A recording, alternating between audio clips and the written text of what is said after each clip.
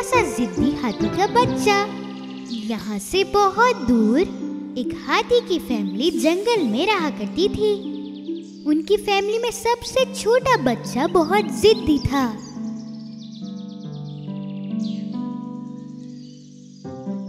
एक दिन जब उनकी फैमिली वॉक पर जा रही थी तो उन्होंने उसे बुलाया। बेटा, तुम कहाँ हो? जल्दी करो, हमें देर हो रही है। कहाँ हो बच्चे, आ जाओ। थोड़ी देर बाद बेबी हाथी उनके पास आया और वो अपनी फैमिली के साथ वॉक पर नहीं जाना चाहता था। मैं तुम्हारे साथ नहीं जाना चाहता, मैं बोर हो जाता हूँ। तुम्हारे भाई बहन भी उधर जा रहे हैं, तुम क्यों नहीं जा रहे?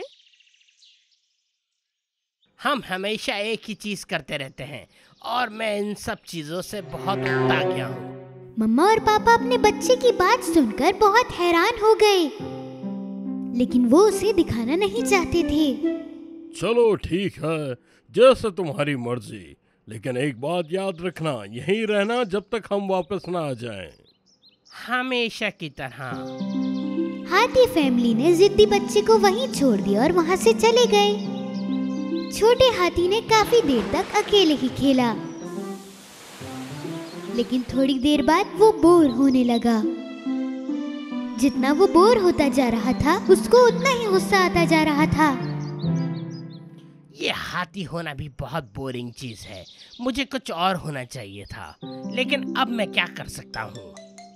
थोड़ी देर बाद उसने देखा कि एक हिरन इधर से उधर उछल रही है और फिर उसने एक बात सोची। यस, आइडिया आ गया, मुझे भी उछलना चाहिए। छोटे हाथी ने हिरन की नकल करना चाही, लेकिन वो नहीं कर पाया। उसके पैर इतने बड़े थे, इसीलिए वो जमीन पर गिर गया। छोटे हाथी को जरा सी चोट लग गई। ये तो और भी बुरा हो गया। हाथी का बच्चा जंगल में थोड़ा आगे जाने लगा और वो एक पेड़ पर आया जहाँ पर बंदर बैठे हुए थे। वो इधर से उधर उछल रहे थे और मस्तियाँ कर रहे थे।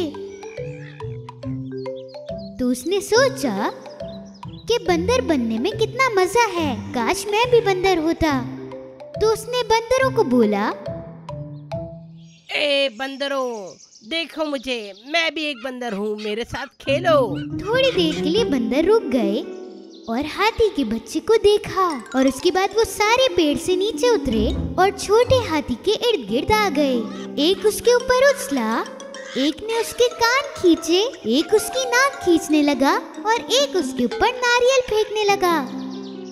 छोटा हाथी बहुत तंग आ चुका था और वो उन बंदरों की तरह पेड़ पर भी नहीं चढ़ पा रहा था। उन्होंने उसे बहुत तंग किया। वो बंदरों के साथ नहीं खेल सकता था, इसीलिए वो जल्दी से वहाँ से उठा और भागने लगा जितनी तेज वो भाग सकता था। छोटा हाथी जंगल में थोड़ा और आगे जाने लगा। इस बार उसने एक पेड़ पर एक गिलहरी को देखा। गिलहरी ने पत्तों में से अपना खाना निकाला और अपने घर में वापस चली गई। कितना प्यारा जानवर है और कितना छोटा है, ये कहीं भी जा सकता है, मुझे भी इसकी तरह करना चाहिए। छोटे हाथी ने पेड़ के ऊपर चढ़ने की कोशिश की, लेकिन उसके लिए ये नामुमकिन था। तो उसने अपनी नाक गिलहरी के घर में डाली और गिलहरी डर कर अपने घर से जितनी तेज हो सकता था उतनी तेज भागी। छोटे हाथी ने गिलहरी के घर में अपना मुंह डालने की कोशिश की, लेकिन उसका मुंह फंस गया। उसके लिए ये करना बहुत मुश्किल था।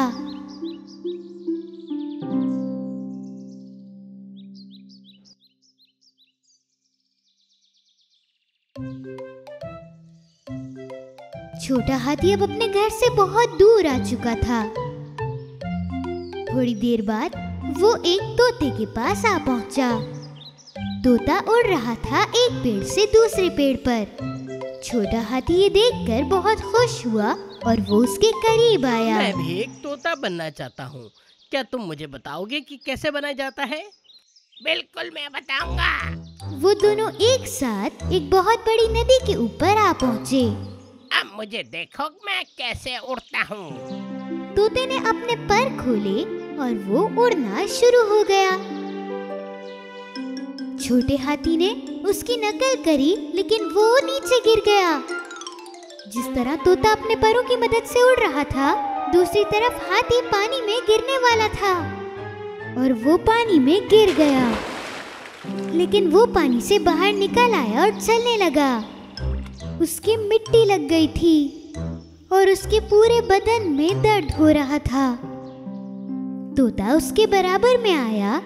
तुम एक हाथी और हाथी ही रहोगे मेरे दोस्त। और बिल्कुल उसी वक्त एक छोटी चिड़िया जो कि अपने घोंसले में थी, वो नीचे गिर गई और पानी में कहीं गायब हो गई।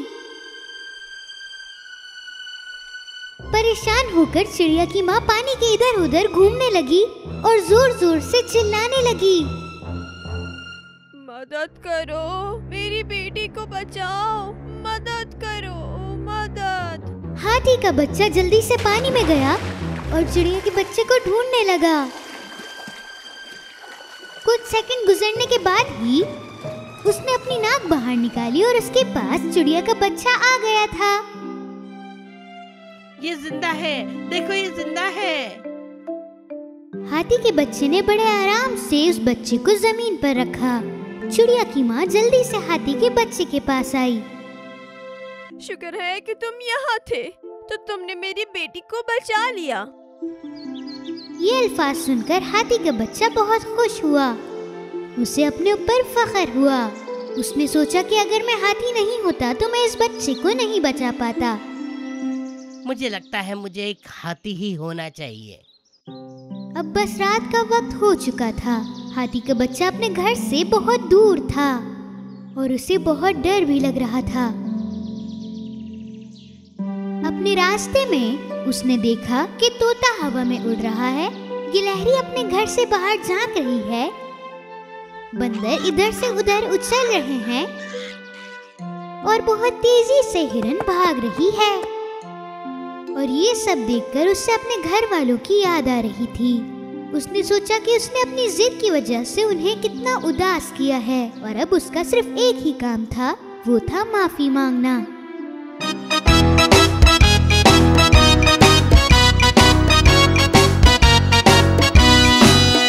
If you're happy and you know it, clap your hands. If you're happy